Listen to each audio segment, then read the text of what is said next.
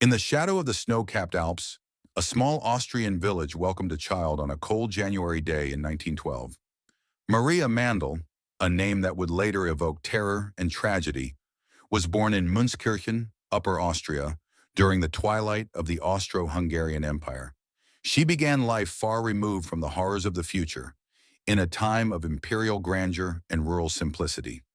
Yet as the empire crumbled and Europe descended into turmoil, the unassuming girl from Münzkirchen would rise to infamy as an orchestrator of unimaginable suffering. How does a life rooted in such humble beginnings veer so sharply into darkness? To uncover the story of Maria Mandl is to unravel the complex web of ideology, obedience, and the devastating choices that echo through history. Maria Mandl, also referred to as Maria Mandel, was born on January 10, 1912, in Münzkirchen, Upper Austria, then part of the Austro-Hungarian Empire. She was the fourth child of Franz Mandl, a master shoemaker, and Anna Mandl, who raised her alongside her three elder siblings. Franz Mandl came from a modest background.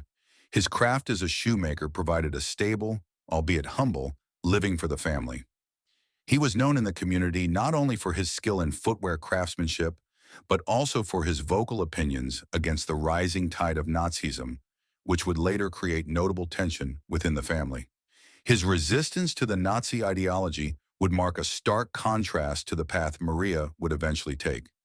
Anna Mandl, Maria's mother, played a crucial role in the family dynamics of her youth. As a homemaker, she was responsible for creating a nurturing environment amidst the economic challenges of post-World War I Austria. The early years of the Mandl family were likely influenced by the socio-political climate. The end of the Austro-Hungarian Empire and the subsequent formation of the First Austrian Republic in 1918 introduced a landscape filled with both opportunity and instability. Anna instilled a sense of morality and ethics in her children, although the allure of the growing Nazi Party would later draw Maria into its ranks. Maria's early education concluded prematurely at the age of 14 after she attended school in Münzkirchen. She then spent 3 years at a convent school in the Bavarian town of Neuhaus am Inn, where she received a Catholic education. This period would have profoundly influenced her worldview, embedding in her a strict moral framework shaped by religious teachings. However, upon completing her education, she struggled to find suitable employment in her hometown, reflecting the limited opportunities available to women during that era. At the age of 17, seeking better prospects, Maria moved to Brigg, Switzerland, where she worked for over a year. Despite the hard labor and demands of maintaining independence at such a young age, this experience broadened her horizons beyond the confines of her small hometown. Upon her return to Austria, she found employment in the local post office, a position that reflected the traditional roles available to women at the time. The rise of Nazi sentiment in Austria would soon disrupt her nascent career. Following the Anschluss in 1938, when Austria was annexed by Nazi Germany, Maria's life took a decisive and drastic turn. The political climate became increasingly oppressive, leading her to relocate to Munich to live with her uncle, who served as a police constable. This move intensified her exposure to the rising Nazi influence, which would ultimately lead her to join the staff at Lichtenberg concentration camp in October 1938, marking the beginning of her dark career in the Nazi regime. Maria's professional trajectory within the Nazi Party accelerated quickly. After working at Lichtenberg for about half a year, she was transferred to the newly established Ravensbrück concentration camp in May 1939. Here she quickly gained a reputation for her brutal methods in handling prisoners, reflecting the ideologies of brutality that permeated the Nazi system. By April 1942, after joining the Nazi Party, Mandl achieved the rank of SS Oberaufseherin, senior supervisor, a position that allowed her to exert considerable power over female inmates and fellow guards alike.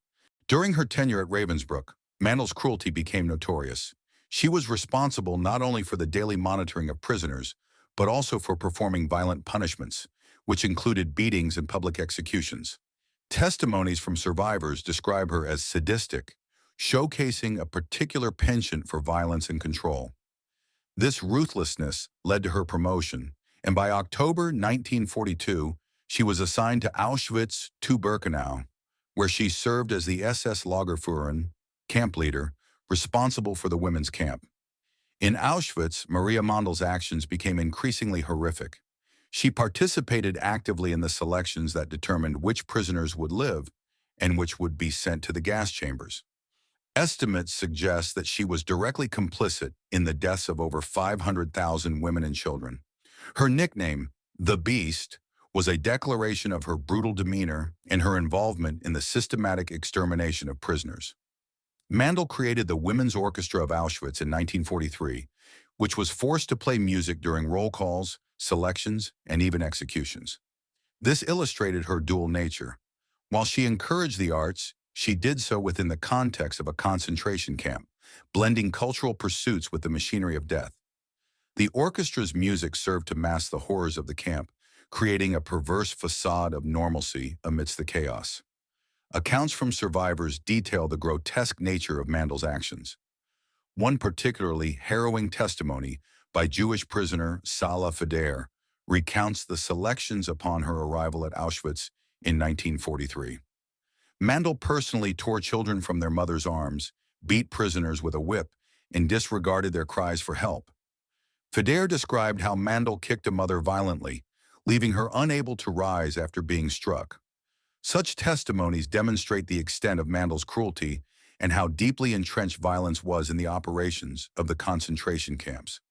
As SS Lagerführerin, Mandl's authority was absolute. She oversaw a significant portion of Auschwitz's operations and directly influenced the brutal environment within the women's camp. Her involvement in the incapacitating conditions at Auschwitz, including forced labor, overcrowding, and malnutrition, highlights the inhumane treatment that prisoners endured. Many women died simply from the harsh conditions, with Mandl's control ensuring that those who were unfit were eliminated to maintain order. As the tide of World War II turned against Germany, the conditions within the camps worsened. In November 1944, Mandl was transferred to Mühldorf, a subcamp of Dachau, as the war escalated and the Nazis sought to conceal their atrocities from the advancing Allied forces. This relocation was primarily strategic, aimed at maintaining the functionality of the camp system amidst growing chaos. Even in Mühldorf, she continued to exert her authoritative and brutal control over the prisoners.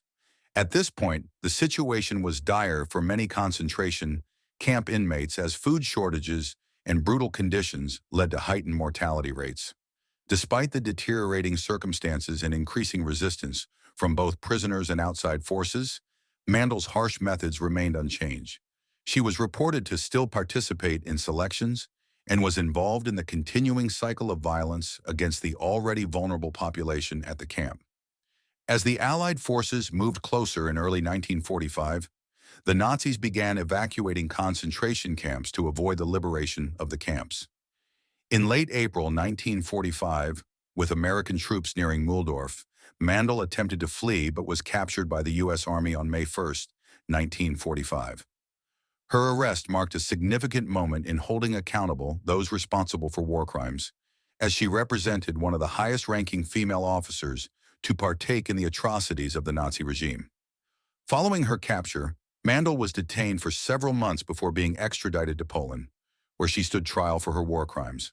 The Krakow-Auschwitz trial commenced in the late 1940s, drawing attention from the international press due to the implications of her high-ranking position in the Nazi hierarchy.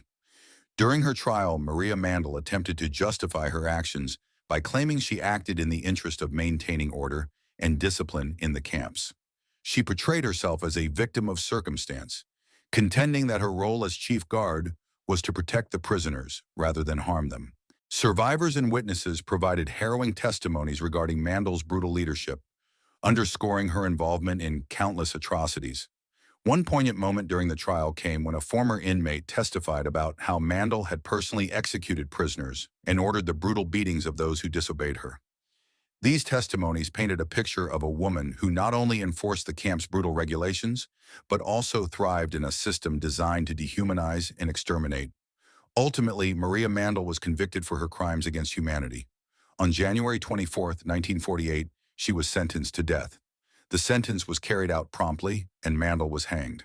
In her final moments, she reportedly expressed no remorse, maintaining her stance that her actions were justified. This execution was a clear message regarding the accountability of Nazi officials, especially women who served in leadership roles during the Holocaust. Maria Mandl's story forces us to confront a sobering reality, that evil is not always monstrous in appearance or origin. Born into the quiet simplicity of a rural Austrian village, she became a key architect of some of the Holocaust's most horrific chapters. Her life exemplifies how ordinary individuals can be swept up in, and ultimately become agents of, extraordinary atrocities when morality is surrendered to ideology. Yet her legacy is not merely one of condemnation. It challenges us to examine the systems that enabled her rise, the social and cultural norms that allowed her actions, and the troubling truth of how human beings can rationalize the unimaginable. Mandl's participation in both cultural activities, like the Women's Orchestra and systemic murder, stands as a stark reminder of the terrifying dualities within human nature. Her story also forces us to reconsider traditional narratives of power and violence. As a woman in a position of authority within the Nazi regime, Mandl shattered expectations about gender roles, demonstrating how deeply totalitarian ideologies could corrupt and mobilize anyone, regardless of their societal position or perceived vulnerabilities. The examination of Maria Mandl's life serves not only as a historical account, but as a warning, a reminder of the moral choices we all face in the face of power, oppression, and systemic dehumanization. Her legacy should compel us to remain vigilant, to recognize the seeds of hatred before they take root, and to ensure that the horrors of the past are neither forgotten nor repeated. What lessons do you take from her story? Share your thoughts and join the ongoing conversation about history's complexities and the human capacity for both darkness and redemption.